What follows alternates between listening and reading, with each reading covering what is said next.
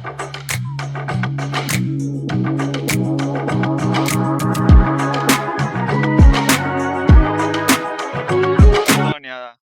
how you Good been morning. doing?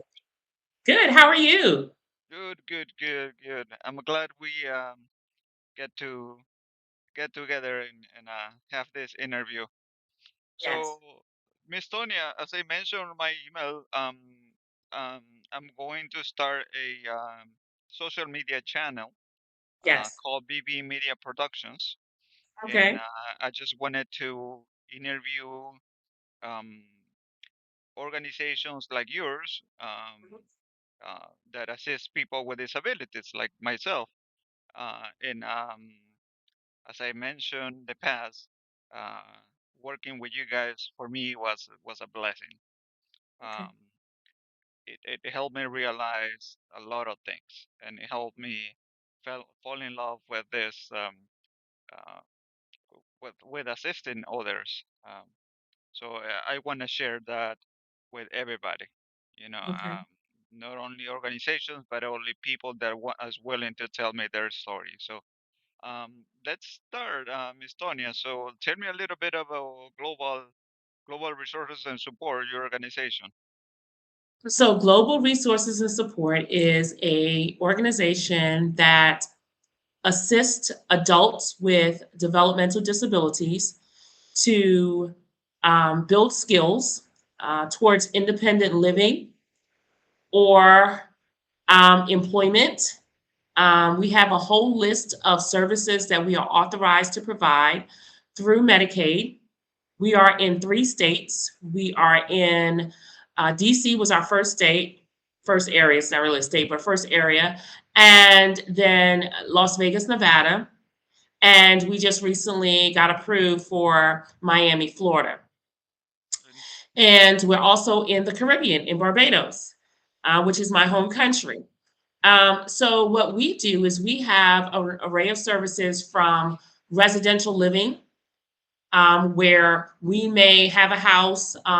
We provide 24-hour services to adults with developmental disabilities based on their level of need. So for some of our individuals, they may need 24-hour care. And care in terms of it can range from full support, meaning these people have medical needs. They are not ambulatory, so they may need persons to assist them with things like getting them in bed, doing changes, and just total care, feeding them, uh, shower, things of that nature. Then there are people who do not need as much support, and so those individuals may just need staff to assist them and teach them the skills of maintaining their own home. So the staff would come in and help them with activities of daily living, such as learning how to wash their clothes, how to prepare dinner and lunch and breakfast, how to keep their environment clean, how to select activities to go out in the community, how to go out in the community and make friends and make relationships. Um, so our services in our residential spanned from total support to um, uh, intermediate supports to drop-in services. We have some homes where people just need someone to drop in a few hours a day.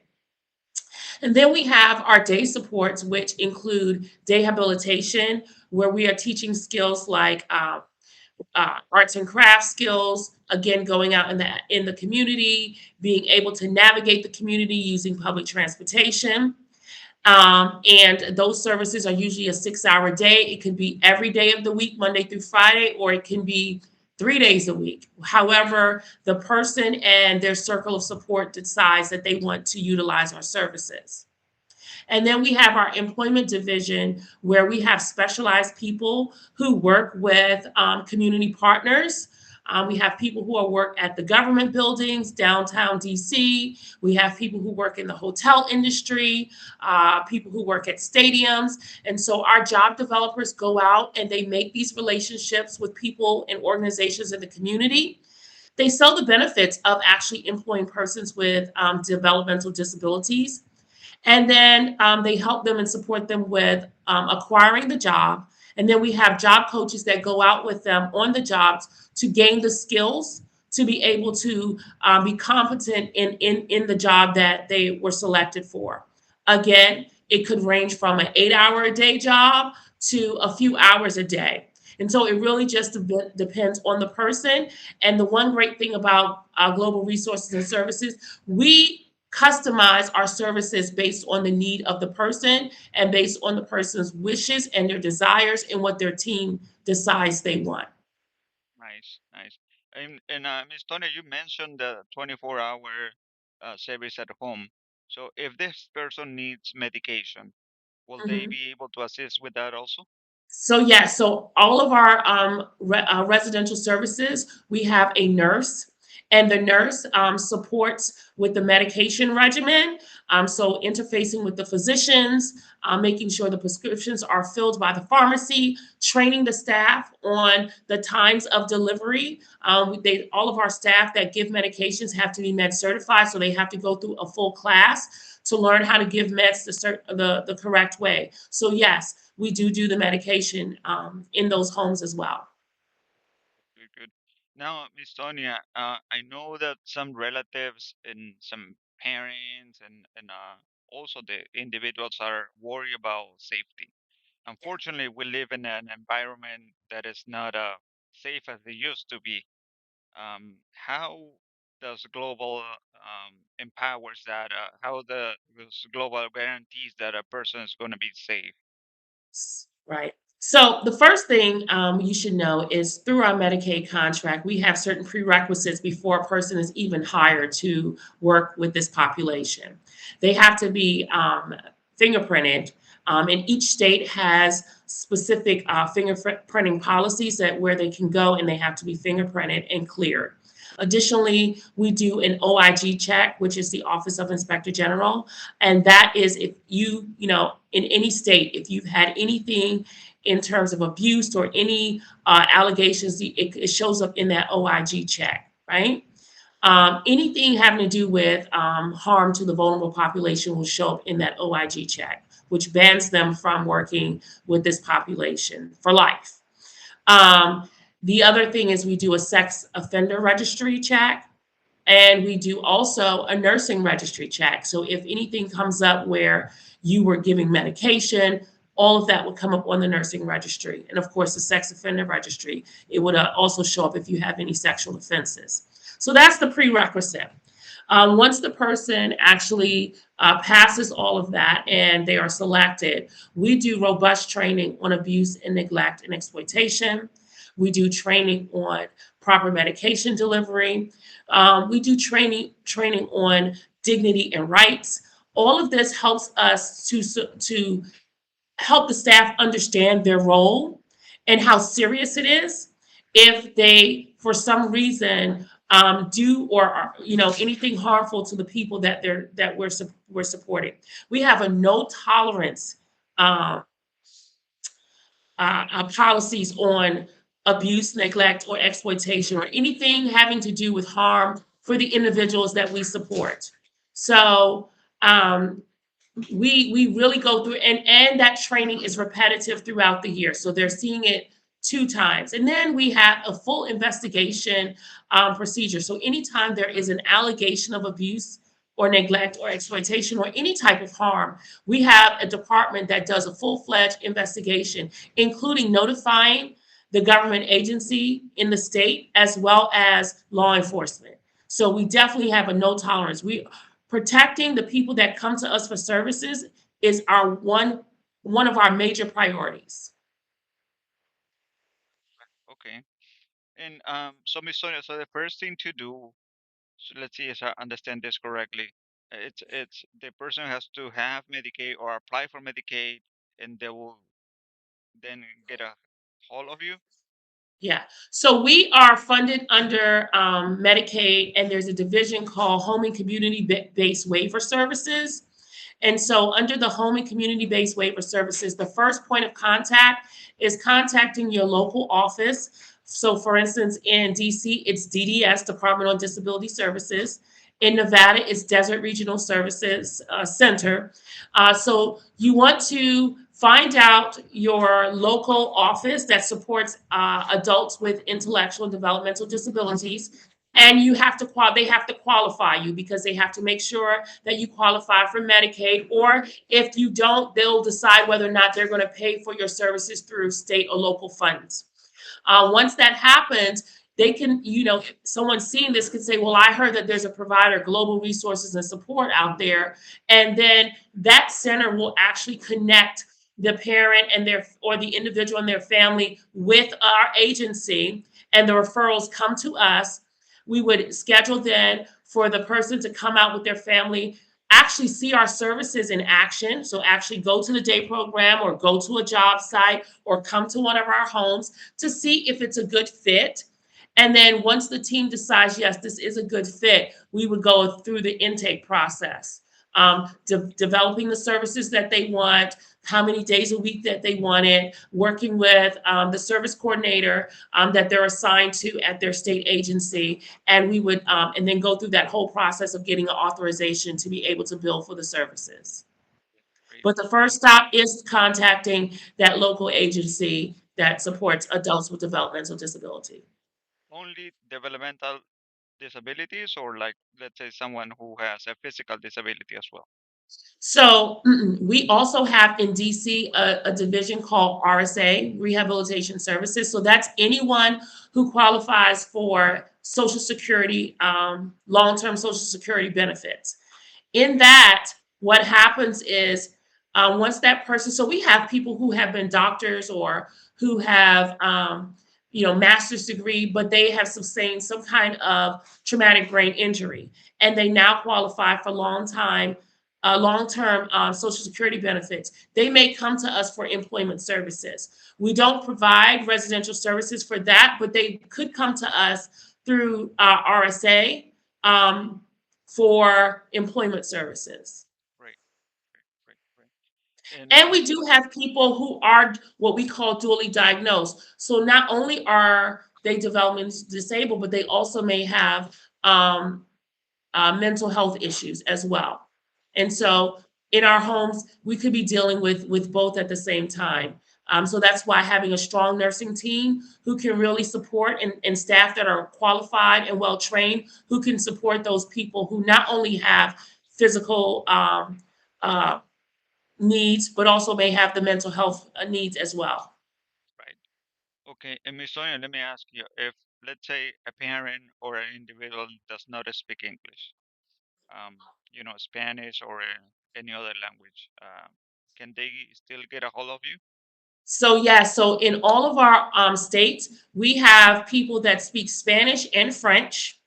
And we are Great. also able to, we contract out with a company that will do other languages as well. So Mandarin, we've used people that that understand Mandarin. So that's not a barrier. We have someone who can, on staff, who can speak to them in Spanish. I speak some Spanish, uh, and people who speak French as well. So that's not a barrier at all. As well as we have interpreters, so people with sign language can also come and receive our services, can contact us about services. And Miss Sonia, I wa- I have experienced this myself. I was lucky to have relatives with me when I was, doing my showering, going to the bathroom, stuff like that when I needed. But if a person who needs that, who needs assistance with that, um, well, I don't know how to ask you this, but it, it's not easy to Yeah, trust somebody else who you don't know yeah, to, yeah, like, yeah, let's say, to go to the bathroom. yeah. So, And so, yeah. how do you So guys that work on that? So that's part of the training. All of our staff are trained and qualified. We do an extensive training. It's basically 3 phases of training, and part of it is also how to treat people with dignity.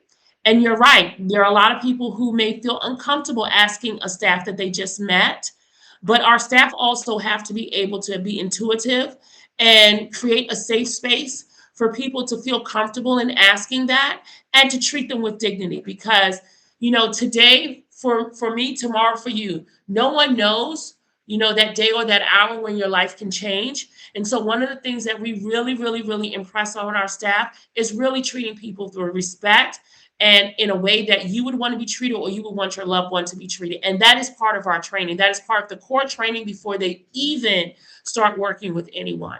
We really hone in on that and making sure that people are are with us and supporting the people that come to us for service for the right reasons, because you gotta do it for the right reasons. You gotta come already equipped to understand the human side of persons. Just because they're differently abled, which is what I like to say instead of disability, I think everyone is differently abled. um, you know, all of us have strengths in one area that may be stronger than another area. And so we're all humans at the end of the day. And really making sure that that message translates to our staff so that the people coming to us for services can feel comfortable in asking whatever they need to ask for help. Great, great. And Miss Sonia, have you ever had any incidents or any, like, I don't know, special cases, like someone who doesn't want to cooperate, or a difficult patient, I guess? I mean, we have them all the time. One of the things I will say is we have a span of really really seasoned qualified people on our team. So even if one manager or one staff person is having difficulty, they can go to somebody else on the team who may be able to support that person better. Myself, I've been in the field for 31 years, and I started out as a direct support professional, right? Really? And then I went into more administrative roles. And so I don't think there's a case that we've had that we could not handle. What happens sometimes is because of the bureaucracy at the state level, sometimes we may deem that it's best for that person to transition to another provider because, of course, we're still a business. There may be some liability factors.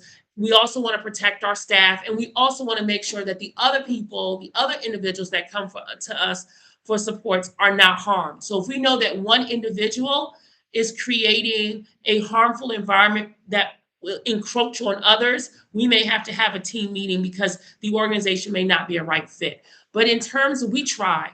We are one of those organizations that we really try. We try to work on behavior plans, different techniques to really support people who may come with challenging behaviors. Good. And Miss Tonya, we'd like to share your website or email so Def- they can get in touch with you. Definitely. So our website is www.global, GLOBAL, as in Robert, S as in Sam.org. That's globalrs.org. And I'll type it in. our email is info@globalrs.org. Info at globalrs.org. I encourage everyone to go onto our website. We have videos there. We have information about our services, pictures of the people that we support in action. I really love the organization, not just because I started it, because every week I get to meet with our staff, I get to meet with our managers, and I know how much they want to do a great job, how much they want to deliver services. And having again been a direct support professional for 30 something years, I can tell you that this work is rewarding. It's good to see the growth in the people that we support, and we love doing it. We absolutely love doing the work that we do. Good, good, good. And Miss Sonia, I'm interested in learning more about the employment part. Okay, Um, great.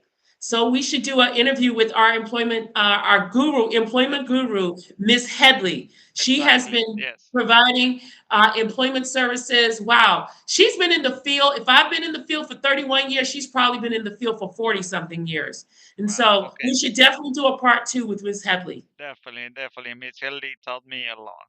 Yes. Yeah. Yeah. Okay. You definitely. I'm looking forward to meet with Miss Hadley. All and right. to talk about that and learn more about it. And like I said, I'll share this um, with the world. Everybody should know about this. Thank you. Thank you very much. I appreciate it. Have a great day. Thank you. You too. Bye-bye. Bye now.